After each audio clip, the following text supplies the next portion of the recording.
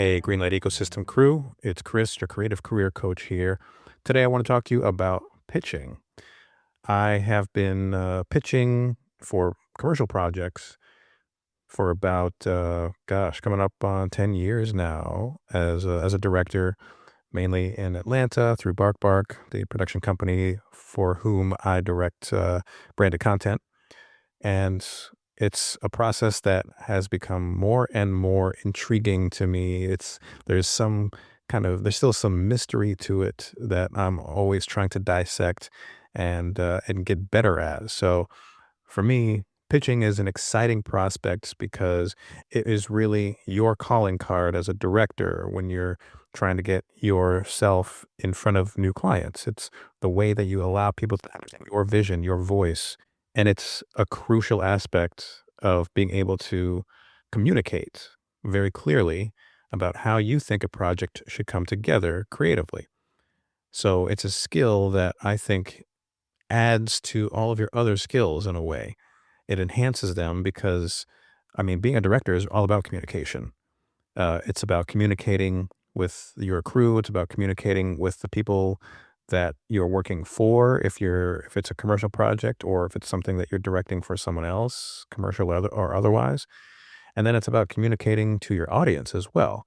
It's how you have an understanding of what you want to say and how you want to say it. So putting together a pitch deck or director's treatment has been such a phenomenal way to learn about how to direct without actually being on set. So this past week, I put together a pitch that I ended up feeling very, very proud of because of the amount of work that I put into it, but also the amount of myself that I put into it. It just so happens that this was a project that had a nostalgic feel to it in the brief from the client. Part of their directive was to infuse the sense of nostalgia that takes a look at one character's life and how the product that is at the heart of the campaign, how the character has interacted with that product over the course of the various stages of life. So that was immediately intriguing and exciting for me. Being a 90s kid, it was an opportunity to kind of look back on that era and figure out how I would visualize it through my personal lens, through the lens of my own experience, having come of age at that time. And this particular campaign covers a few different eras, at least my approach to it. So it starts off in the 90s, then takes us to the Y2K era, and then brings us current day with this one character.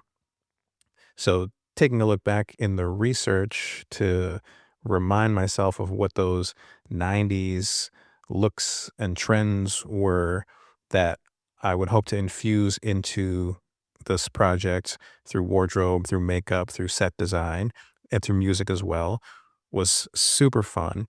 And putting together the slides that gave a sense of how I would approach these different chapters in this character's life, it was just exciting. So it's a challenge in terms of knowing that the work that you put into a pitch deck or a director's treatment, it may not actually get you anything of financial value because obviously you're competing against other people. Usually if it's an agency type of job, you're at minimum usually competing against two other production companies or two other directors.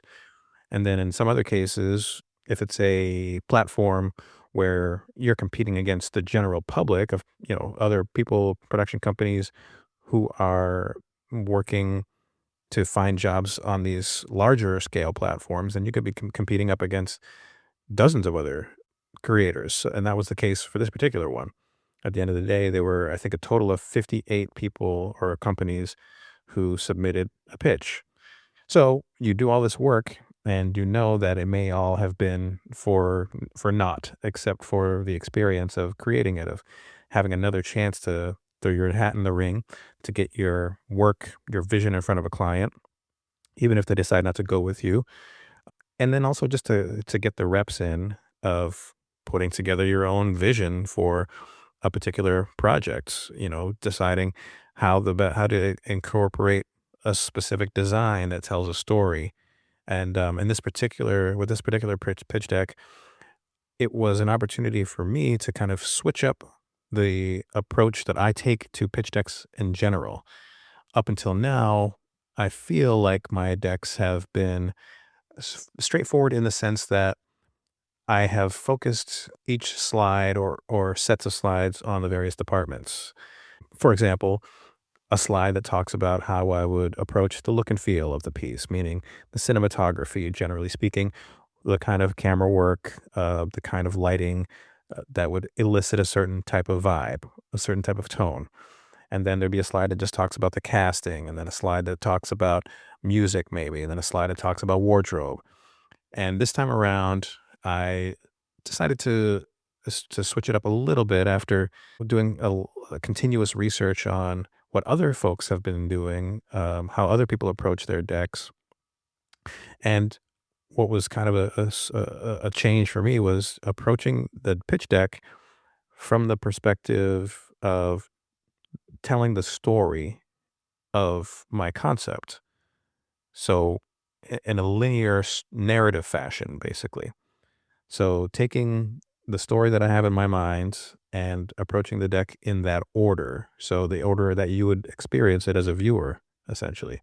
And maybe this is kind of, rudimentary for some other folks, but for me, it was a pretty significant change in approach, which was exciting also because it was just another way to learn how to approach communicating with the client in a way that hopefully is even more compelling and immersive. So the chapters of the narrative that I'm looking to tell in this particular pitch deck is how I constructed the treatment in terms of the order that you experience it.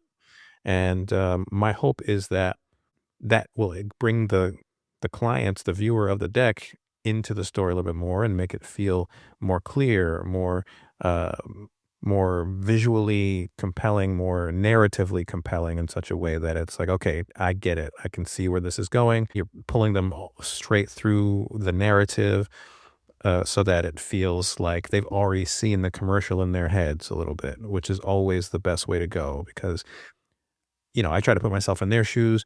I just want to see I just want to be able to clearly and vividly imagine the way a director is going to execute a brief. So I'm hoping that this is kind of approaching it in such a way that checks that box a little bit more for them. So it was a really fun one to put together, and we'll see if I get chosen. But pitching in general is the kind of thing that, again, it can be discouraging. It's easy to kind of get dejected because the win rate is very often pretty low. So there, again, the researching a lot of directors out there who post content talking about their process for pitching. Directors who've done really big campaigns for big clients. They talk about their win rate, and it's you know a lot of. I think the average director is pretty lucky if they win 3 out of 10 pitches over the course of any given period of time. That's a pretty solid win rate. So for me, I'm always treating every individual pitch like this is the Super Bowl. No matter what it is, I just want to put everything I have into it to make sure that people see me specifically, see my personality, that they feel like I am treating their project like it is the most important thing in the world to me because it has to be that way in order for it to achieve hopefully whatever the objective is. We should be treating all of our work as though it is our magnum opus in a way.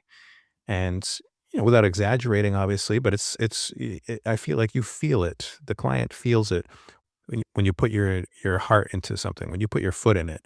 It's clear, I think, because it shows uniqueness. There's always an aspect of yourself that needs to go into a treatment or a pitch deck in order for the client to be compelled because it feels like something they haven't seen before, because it's a perspective that they haven't seen before, because your perspective is unique.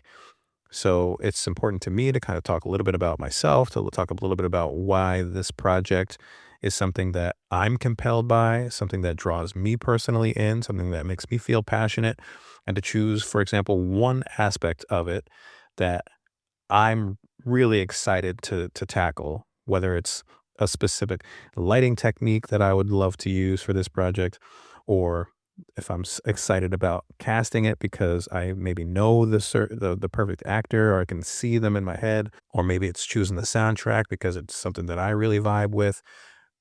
One of the things that I try to always do is find one aspect, one element of the project that I can really home in on and allow that to kind of be where I can really put my signature. Because I think that's, first of all, it gives you the motivation to really dive all the way in and to put as much of yourself into it as possible. And then it also kind of reverberates through the rest of the deck in terms of making it clear that you have a vested interest in making this particular project successful. And you feel that, I think, at the end of the day. So that's one aspect of it. But it really just is, again, about practice. It's about putting in, it's about putting in the reps to try new things, to try new sources of reference material.